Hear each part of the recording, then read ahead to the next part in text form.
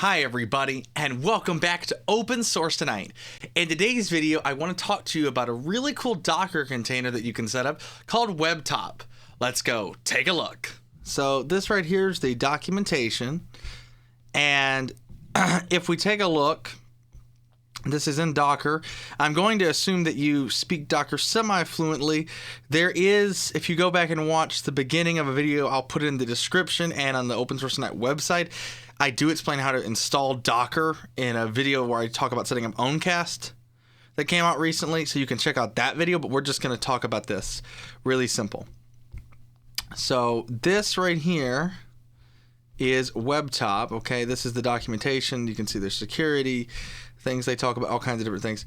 What we're going to do is I am going to actually copy from my WebTop directory to here. I'm going to copy in a Docker compose, a compose file, compose.yml, and here it is. I can set here a bunch of different things. We can set a time zone, for example. We can set the title, so we can do WebTop demo. Okay, you can have different security settings, etc. And now let's try running it.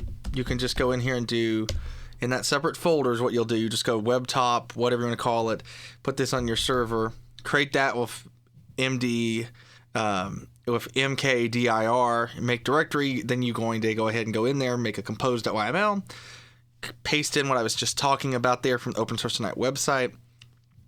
And then we're going to do just a quick Docker compose up.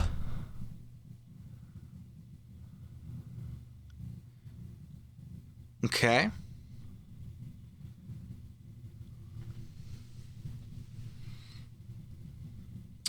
All right, so now let's take a look right here real quick. And I'm going to go to the server. It's right here, and I'm going to do port 3001. And you can see I'm getting yelled at because it's got to be HTTPS, so I'll change that. And now, as you can see here, it says WebTop demo in my browser.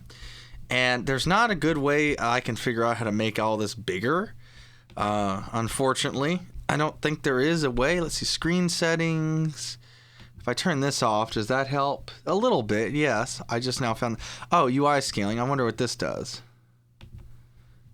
I think that actually works. You can get that button to go full screen. Yeah, let's see here. Oh, found it. Anyway, so now you can see that we can actually see what's going on. So I can open up something like here. We can open up Firefox. And this is actually, because I copied this from another one, this is actually going to open a real session. So we're not going to do that. I'm just going to go in here, and we're just going to go. You can see, like I said, we've actually got in here. I actually have one of these set up for my mom to remote into because her machine's so slow. So we're actually looking kind of at that environment because I copied everything over. But if you take a look, you can't really. I set the zoom in the browser for her, and now wonder if I do something a little more reasonable for the scale. Can we actually, yeah, I can see it's taking on the, yeah, okay. We're going to have to really just, I may need to just put this back to 100%. There we go. And now I think, well, let me see here. If I reload, yeah, it's still showing the mobile site. But anyway, if we come in here and we do the zoom there, you know, this looks a little bit more like what you're used to. I can click around. I can select something. Well, the mouse responsiveness is not, it's actually too good. I barely touch it and it will move a lot. So that's what you're seeing.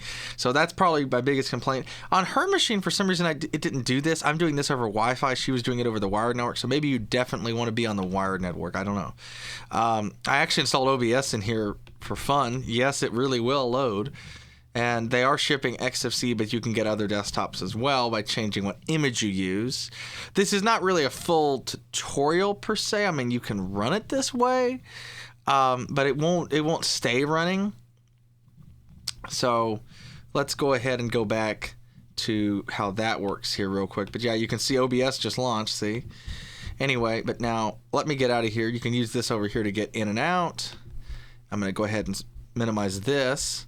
And now if I want to run it, I'm going to actually come in here, do Control-C to get out of it. And I'm going to show you there's actually a really easy way to do this. We can do -D here at the end of Docker Compose up, and it will keep running in the background. But this is what I like to do is I'm going to shut it down here real quick. Give it just a minute. Okay, good. So here's what I like to do. We're going to go into System D, and I'm just going to show you the one I have, my production one I have set up that my mom uses. At least I think. Do I not have a System D file in here for it? Okay, here, I will actually show you with Owncast. Apparently I didn't have one in there.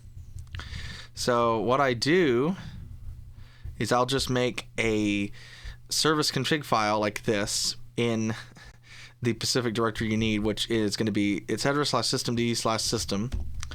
And then I make it have to start after Docker, and it has to require Docker. So this way, Docker will definitely be there first because it's got to be ready to go. I set root/demo here, but whatever your folder would be. So you could do like /webtop-demo, whatever. Wherever you put it, I do restart as always here. So this way it will always keep restarting if it crashes or anything. But come to think of it, Docker has a way to do that. And I bet you... Let's just look at the compose file. This is actually for the production one, but it's the same thing. Did I put in here? Yes, restart unless stop. So if you do this, it will keep itself started. I don't know if it actually does it on boot. I can't remember. I guess it does because I rebooted the box and it's still there. So you could avoid, I suppose, doing a systemd service file that way, but you know, I don't know why you would. And you can see, you know, if I exit out of it, you know, this goes away. So that's a problem. So anyway, everybody, I hope that video made sense. Just wanted to let you guys know that this exists. I don't know if there's really any use for it. I didn't go into a great detail on how to use it. I just wanted to get something out here talking about it because I have been looking into this for a little while. Unfortunately, there's been a lot going on in my life for the last couple months, and unfortunately there was a family medical emergency. I'll leave it at that, but I apologize for the long delay in video releases, but I have shot 2 videos today, so there's going to be videos coming out in the new year, and hope you all are having a wonderful holiday season, whatever you celebrate. Thanks for watching Open Source Tonight, and I'll see you all again soon. Don't forget to check out opensourcetonight.com for more information. Bye, everybody. And action.